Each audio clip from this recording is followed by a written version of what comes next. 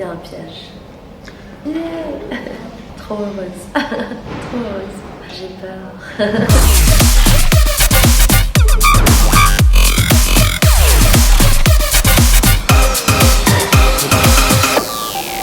Bonjour Shana. Bonjour. Tu vas bien? Mais super. Nous allons te donner 10 affirmations sur l'Eurovision Song Contest. Si tu penses que l'affirmation est vraie, tu nous montres le cœur. Oui. Si tu penses qu'elle est fausse, tu le mets vers le bas.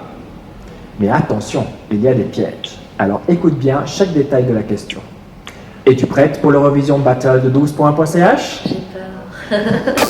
Première affirmation. La première édition de l'Eurovision Song Contest a été gagnée par un Suisse. Non. Correct. L'affirmation est fausse. Il s'agit de la chanteuse Lise Assia. La chanson s'appelle Refrain. C'était en 1956 à Lugano. Bravo. Deuxième affirmation. Durant les années suivantes, en 1957 et 1958, c'est encore Lise Assia qui a représenté la Suisse. Ah, c'est la Je vais dire oui. Correct. L'affirmation est juste. En effet, en 1957, elle a atteint la 8e place et en 1958, la 2e place. Ça te fait 2 points. Yeah. Troisième affirmation. Il y a au total 5 chansons suisses dont le titre est composé 2 fois par le même mot. Bonjour, bonjour, Jumbo, Jumbo, Piano, Piano, Moitié, Moitié et Toc, Toc. Piano, piano. Oh, ah non. Faut que je dise non.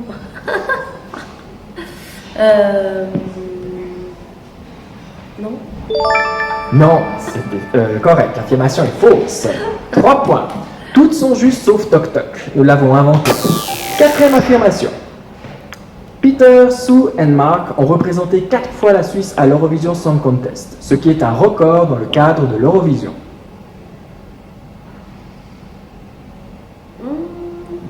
Vrai. Correct, l'affirmation est juste. Ils détiennent ce record avec le Belge Fude Leclerc et la Suédo-Norvégienne Elisabeth Andreasen. Mais ce sont les seuls qui ont chanté en 4 différentes langues. Plus, on ne pourrait pas. Cinquième affirmation. 12 points est le score le plus élevé que l'on peut donner. Le système des 12 points n'existe cependant que depuis 1975. Il y a un piège. Non, c'était vrai. Il faut bien qu'il y ait des erreurs. Le système a été introduit en 1975 et s'est maintenu jusqu'à maintenant. Toutefois, depuis cette année, on donne 2 fois 12 points, le jury et le public. Sixième affirmation. Céline Dion a gagné en 1988, de justesse, avec un seul point d'avance sur le Royaume-Uni. Correct.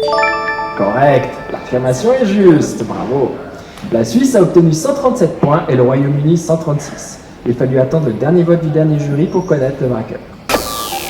En 1989, l'Eurovision Song Contest a par conséquence eu lieu en Suisse.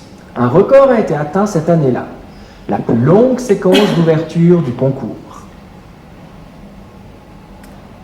Je dirais correct.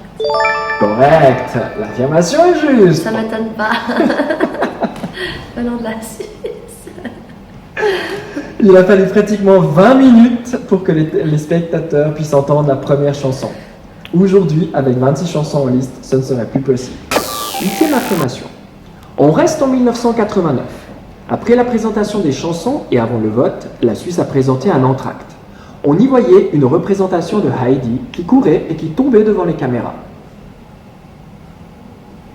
Correct. Non, c'était faux. Heureusement, personne n'est tombé. Cependant, on a eu très peur. Il s'agissait d'un spectacle de tir à l'arbalète en référence à Guillaume Tell. Lors du final, avec 16 arbalètes, l'artiste manqua toutefois la pomme posée sur sa tête.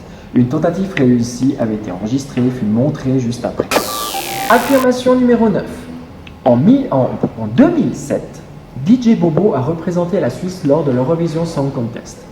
Bien qu'il fasse partie des favoris, il n'a pas reçu le moindre point. Une fois de plus, Switzerland, 0 points. Oui, correct. Non, c'était faux. Mais il n'a pas gagné. Il n'a pas vraiment eu 0 point.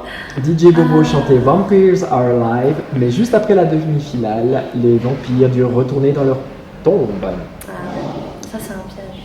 Il a eu 40 points. Il a fini 20e sur 28. Ah ouais. Deuxième affirmation, la Suisse est très souvent éliminée en demi-finale. La dernière fois qu'elle s'est qualifiée pour la finale, c'était en 2014 avec Sebalter. Correct. Correct, l'affirmation est juste. Sebalter a atteint la finale, il a obtenu 64 points, ce qui lui a donné une fantastique 13e place. Salutations à Sebalter. Très sympa. Et dernière affirmation, en 2017, Shanna Pearson représente la Suisse à l'Eurovision Song Contest. Vrai ou faux? Correct. On te souhaite vraiment bonne chance. Merci beaucoup. Merci. Alors Shanna, tu as fait 7 points sur 10. Est-ce que tu es contente de toi? Trop heureuse. Timebell, Michel ou Freshta réussiront-ils à faire mieux? Vous le saurez bientôt.